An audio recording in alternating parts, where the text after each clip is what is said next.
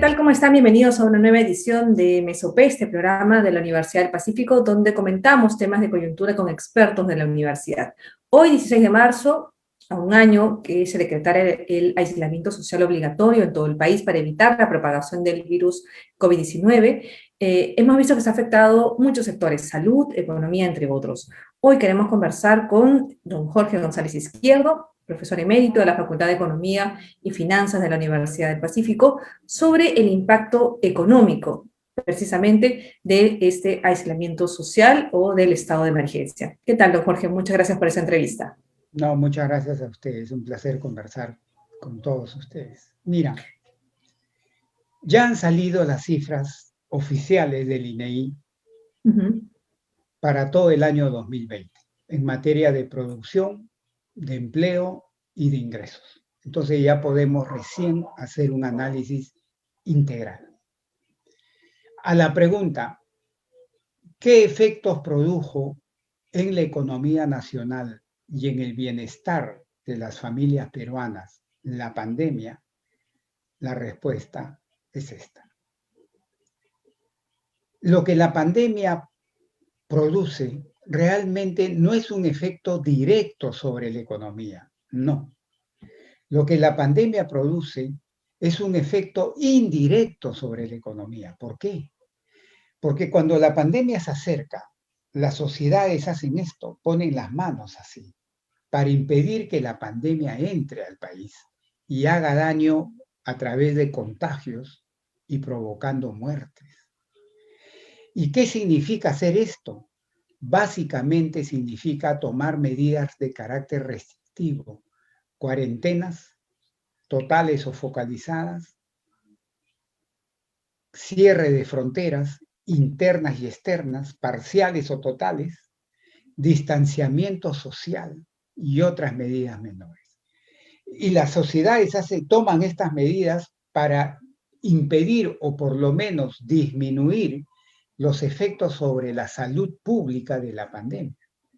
Como consecuencia de eso es que se produce el efecto económico. ¿Por qué?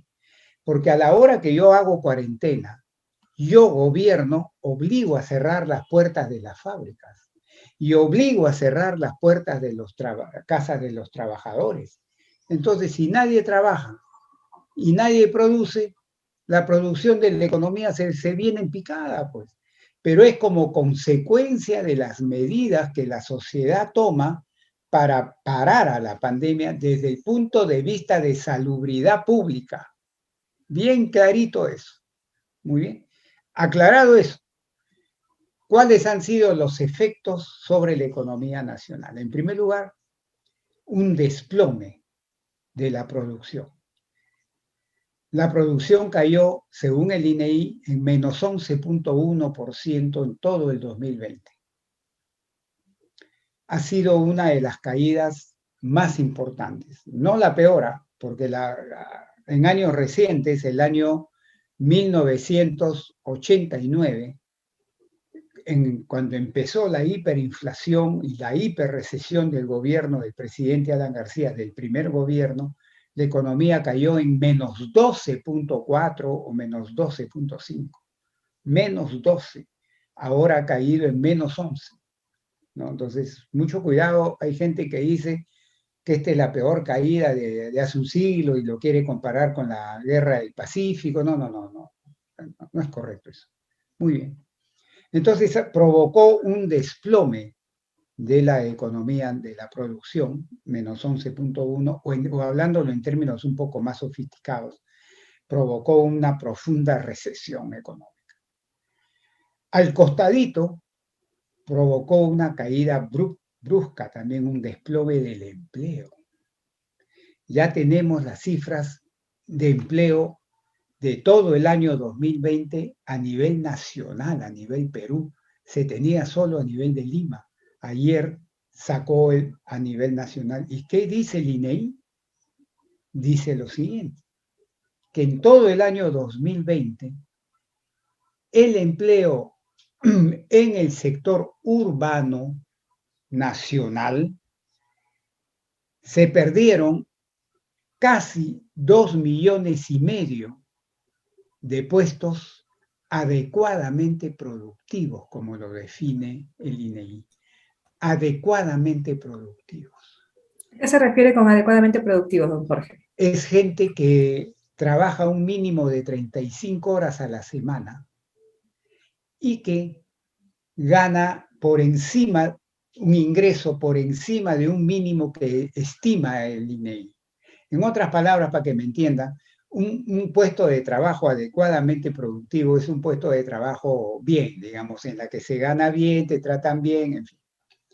2,5 millones, casi 2,5 millones de esos puestos de trabajo se perdieron en todo el año 2020 a consecuencia de los efectos de la pandemia. Y esa es la primera tarea que van a tener el próximo gobierno. Recuperar primero estos 2,5 millones de puestos de trabajo adecuadamente productivos que se perdieron. Y luego a partir de ahí recién empezar a sumar en neto nuevos puestos de trabajo. Miren la tarea. Y tercero, se derrumbaron los ingresos.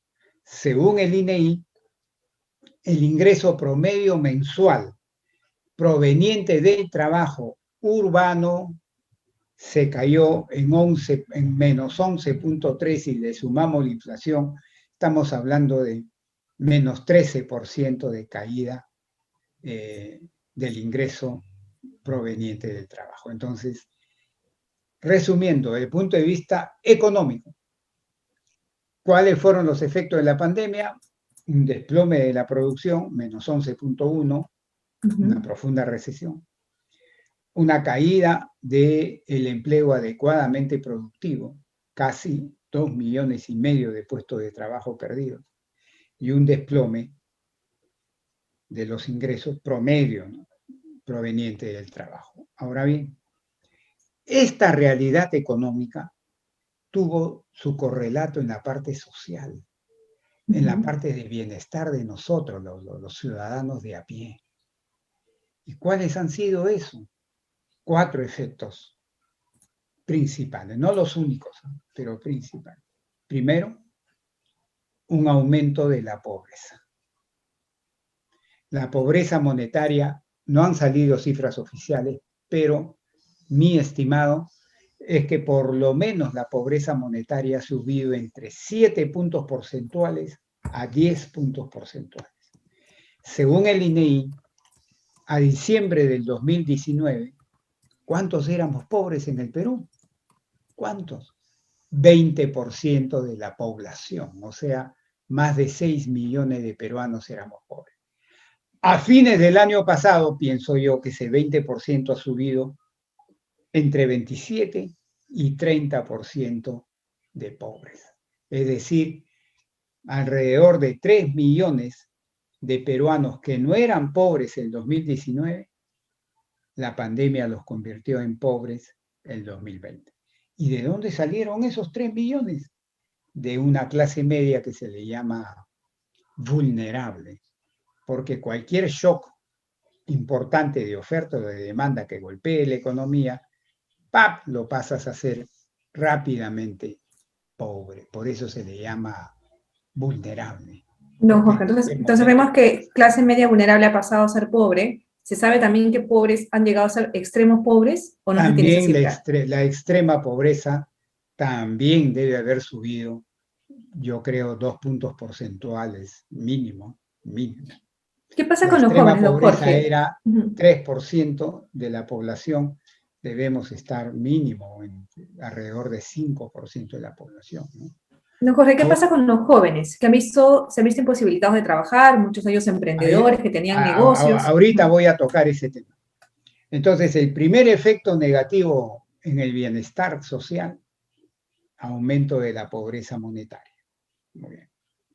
El segundo efecto, un aumento importante también en la informalidad laboral y empresarial, de los dos tipos. O sea, no hay un solo tipo, son dos tipos, laboral y empresarial. Yo calculo, porque no han salido cifras oficiales, yo calculo que la informalidad laboral habrá subido mínimo 5 puntos porcentuales. Según el INEI, a fines del 2019, la informalidad laboral era 72%. Yo creo que ahora debemos estar mínimo 75, 76% de informalidad laboral o más. Y en la informalidad empresarial, según el INEI, a fines del 2019, la informalidad empresarial superaba el 80% ligeramente. Yo creo que eso también se ha empeorado en varios puntos porcentuales. Tercer efecto, y acá viene el de los jóvenes. Lamentablemente lo tengo que decir, que la sociedad peruana se ha vuelto en el año 2020 a consecuencia de la pandemia una sociedad más desigual de lo que teníamos a fines del 2019. Oye, ¿por qué dices eso? Más desigual en la distribución del ingreso, más desigual en la distribución de la riqueza, que no es lo mismo, y sobre todo, y acá agarramos a ustedes, los jóvenes que nos están viendo, más desigual en el acceso de oportunidades.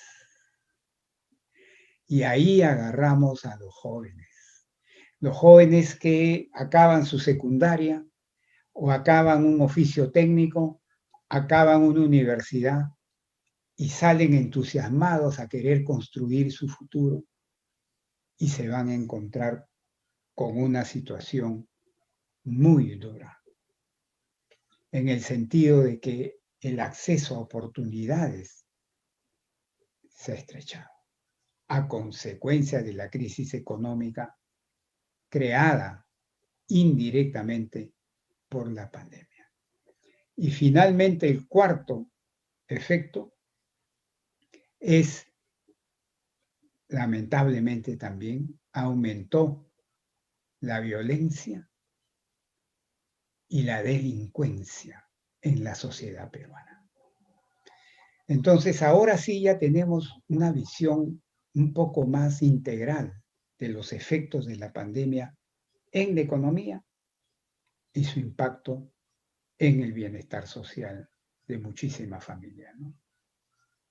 Don Jorge, nos están preguntando en redes sociales y, por cierto, invitamos a todos los que nos están viendo a que dejen sus preguntas o comentarios sobre el tema de los rubros. Sabemos que los más golpeados han sido hotelería, restaurantes, bares, ¿no? Turismo.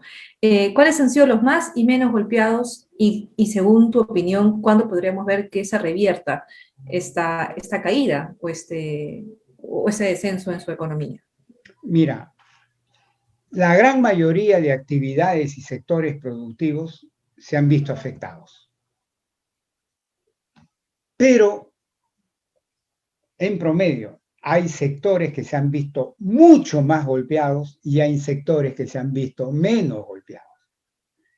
Los sectores que se han visto más golpeados son los sectores que son intensivos en el uso de los sectores que se han visto más golpeados son aquellos sectores de alto riesgo de contagio, que son los sectores que exigen cara a cara, interacción, ser humano con ser humano. Por ejemplo, turismo, hotelería, restaurantes, centros comerciales, gimnasios, bares, cines, teatros, y puedo seguir.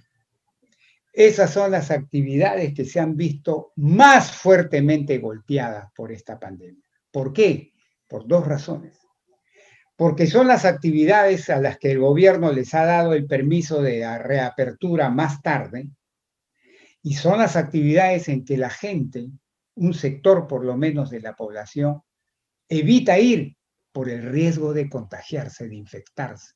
Por ejemplo, yo no voy a un restaurante, pero ni regalado, porque me voy a tener que quitar la mascarilla para comer y tengo miedo de infectarme.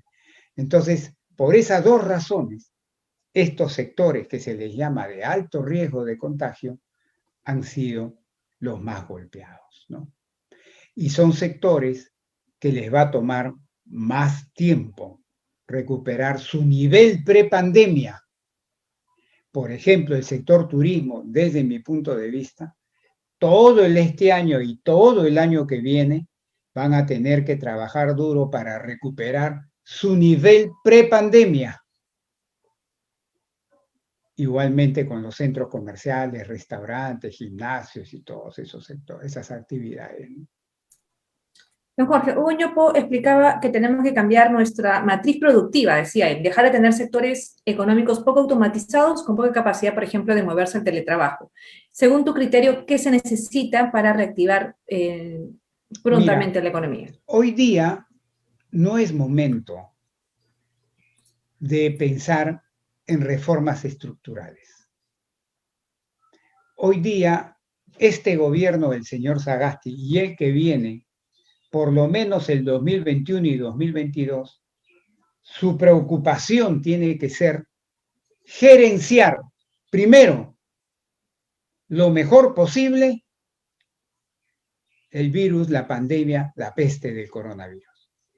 Y segundo, gerenciar lo mejor posible la recuperación de la economía peruana y del empleo, sobre todo, a sus niveles prepandemia. Eso tiene que ser la preocupación este año y el próximo, por lo menos la mitad del próximo, del gobierno que se instale. Gerenciar el corto plazo, que está muy difícil, para luego dar paso a cambios estructurales profundos que necesita la sociedad peruana. Por supuesto que necesita. Yo estoy de acuerdo con que hay que diversificar la oferta productiva peruana, por supuesto que sí.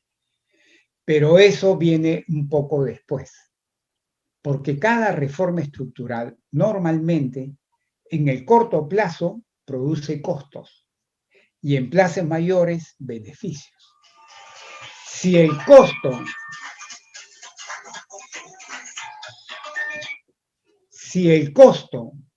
se va a producir hoy día, cuando hay mucho costo, va a ser llover sobre mojado. No podemos permitir eso. Entonces, mejor es gerenciar lo mejor posible la coyuntura dura que estamos viviendo para luego dar paso a reformas estructurales importantes que necesita la sociedad peruana, por supuesto que sí. Pero sabiendo de que normalmente una reforma estructural al inicio te provoca los costos y después te genera los beneficios. Don Jorge, tú eres uno de los que decía que nuestra sociedad peruana ya no soportaba continuar con la cuarentena, ¿no? Que ya había una cuarentena inexistente, mucha gente en la calle, mucha gente caminando, mucha gente trabajando, porque necesitaba hacerlo. ¿Cuáles serían tus primeros pasos, en todo caso, para ayudar precisamente a paliar la informalidad, a ayudar a estas personas que han quedado desempleadas, que son pobres, extremos pobres, etcétera? Yo cuestionaba la forma como se hizo la cuarentena. O sea, la cuarentena por sí sola no te arregla, no te combate, no te agarra a la pandemia y le baja el pescuezo. No. La cuarentena por sí sola no hace que la pandemia se vaya, ni la pones bajo control. Y ese es el problema que tuvo el gobierno del señor Vizcarra. Nos metió una cuarentena brava 2 meses y no solucionó mucho. La cuarentena tiene que ir acompañada de medidas colaterales que la ayuden a cumplir con sus efectos. Por ejemplo, si aplicas cuarentena, tienes que aumentar sustancialmente el número de pruebas diarias que haces. En el Perú se hace entre 10.000, 20.000 normalmente pruebas diarias para detectar quién está contagiado, infectado o no. No, tienes que subir a 70.000, 80.000, 90.000, 100.000 o más pruebas diarias. Porque es la única forma que a nivel nacional detectes oportunamente al que esté infectado. Y luego establecer un sistema para que lo sigas a ese infectado, veas dónde vive, veas a su familia si ya la infectó y haces lo que yo llamo microcuarentenas, porque vas como un rayo láser y solamente encapsulas al infectado con sus familia o sus allegados. No necesitas hacer macro cuarentenas. Con la macro cuarentena, tú causas mucho daño en la economía. Con la micro cuarentena, no causas ese daño en la economía. Para que me entiendan en fácil, es como si hay una cucaracha en la pared de mi casa y yo la quiero matar. Una forma es meterle un tremendo golpe que resquebrajo la pared de mi casa. La otra es agarrar un matamosca y ¡pac! Y la mato, sin afectar la pared de mi casa. Entonces, la cuarentena por sí sola no hace los efectos que de ella se esperan. Ese fue el error del señor Vizcarra. Esa es la cuarentena que yo cuestioné. Don Jorge, y sigo cuestionando. Y ya para finalizar, has comentado al inicio de esa entrevista que crisis como esa la hemos tenido, por ejemplo, en el gobierno de Alan García.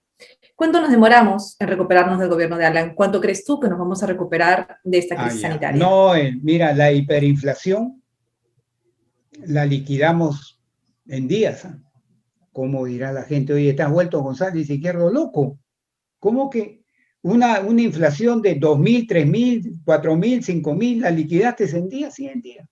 Oye, tú estás loco. No, no estoy loco. No estoy loco. Por eso es que se necesitó un tratamiento de shock. Shock es cortarle la yugular a la hiperinflación. En días la liquidas.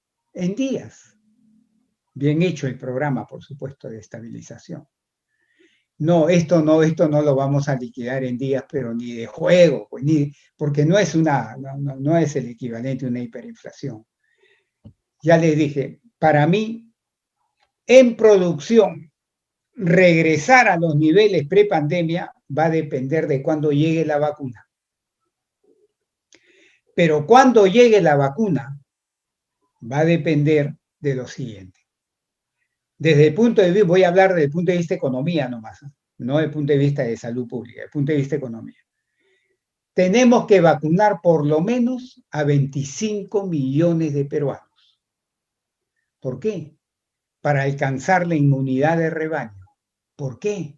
Porque alcanzando la inmunidad de rebaño, normalizo el gasto privado, sobre todo el consumo, que es el que pesa en la economía. ¿Por qué? Porque sacas del escenario el temor del contagio. Entonces González Izquierdo ahora sí va a querer ir a un restaurante, porque ya no tengo el miedo de infectarme. Entonces, cuando llega la vacuna significa vacunar a por lo menos 25 millones de peruanos para que la economía se normalice. Si eso se consigue antes de fin de año, es probable que en este año la producción llegue a su nivel prepandemia. Pero el empleo adecuadamente productivo, esas 2,5 millones que se ha perdido, nos va a tomar, creo yo, todo el 2021, todo el 2022, porque ahí hay un problema que se está creando, el desempleo estructural, ya que toma tiempo solucionar. Y tercero, la caída abrupta también del PBI per cápita o el ingreso per cápita que ya se ha tenido el año 2020, también nos va a tomar todo el 2021 y probablemente parte del 2022 o todo el 2022 regresar al nivel prepandemia de ingreso per cápita que teníamos. Así te contesto clarito y raspado. Muy bien, don Jorge, muchas gracias por esta entrevista. Ya no le quito más tiempo, sé que es un hombre muy ocupado. Le agradezco muchísimo por conversar con nosotros y nos reencontraremos próximamente en una nueva edición de MSUP. No, gracias a ustedes también y que Dios nos bendiga a todos nosotros.